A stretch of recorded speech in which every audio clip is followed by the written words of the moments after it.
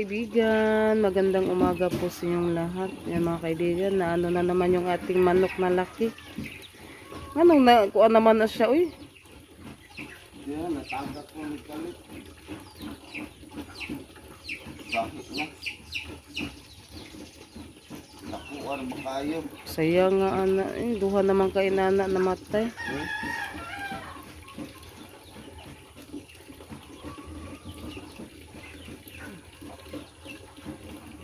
Laki. Mga sobra 2 kilo, 3 kilos ba? Mga dagkuon ba yung mga laki mga kaibigan? Sayang. Ilubong na eh. Yung ating mga inahing baboy at saka yung natin dyan mga kaibigan. Pinakain na ni Junjun.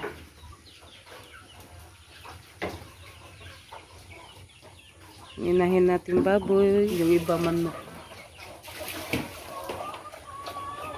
Doon sa likod.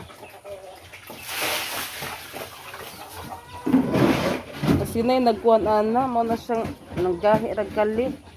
Yung ating isang baboy. Yung ating mga alaga natin mga kaibigan.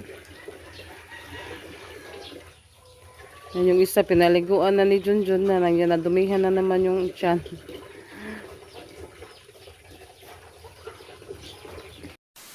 Mga kaibigan, magandang hapon po sa inyong lahat. Yan, magluluto po kami ngayon ng adobong manok, native chicken to mga kaibigan. Luto tayo ng kasi yung Tres Marias na daw, yung lulutuin ko, adobong manok. Oh. Asa may has? Gabong-labong na dadto. May ahas daw sabi ni Rosalita. Yan. Paano kasi ako ng kalamansi. Pagtanaw mo sa yung gilakwan kay nagmanggawas og has kay init. Pataka nga sa dinong agbe.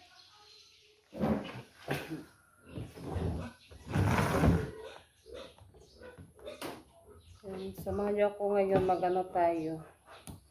Mag-slice sa lulutuin ko po ngayon. Parang siya ginaglay mga kaibigan.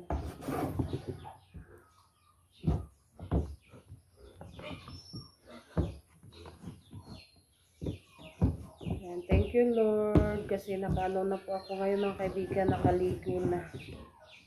Yan, medyo na po yung ubo ko. Hindi na katulad yung nakaraang araw na grabe yung ubo ko. Kaya ngayon hindi na siya masyado. Kaya naligo na lang ako para presko naman yung katawan ba.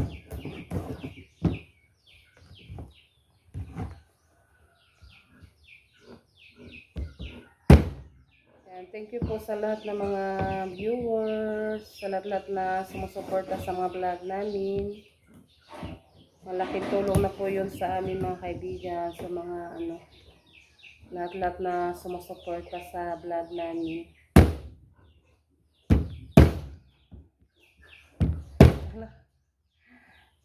Ang tigas. Ang tigas niya. Kasi ito kanang guwang na ba.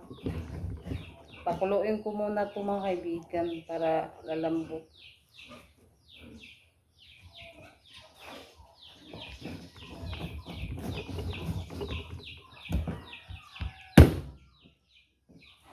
Teka lang mga kaibigan. Yan, minarinit ko na po siya. May sili na po ito mga kaibigan. Yung iba dinurog ko, yung iba naman hindi pa siya nadurog.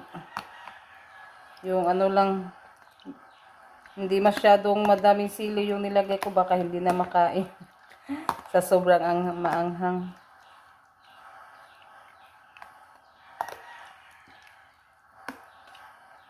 Kaya mabango na po siya mga kaibigan.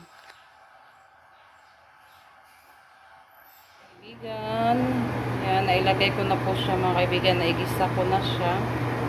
Yan, takpan na lang po natin para mamaya ang anuhin natin, hulo-huloin.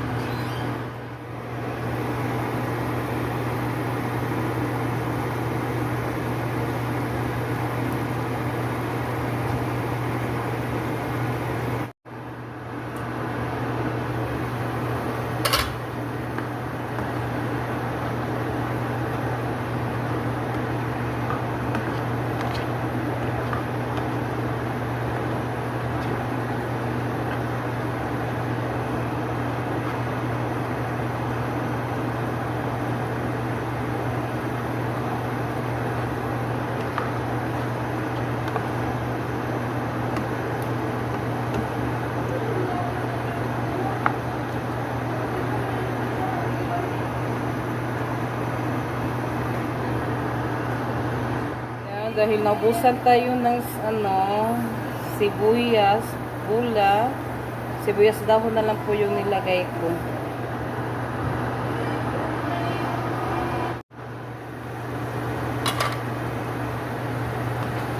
Mga kaibigan, malapit na po siyang maluto.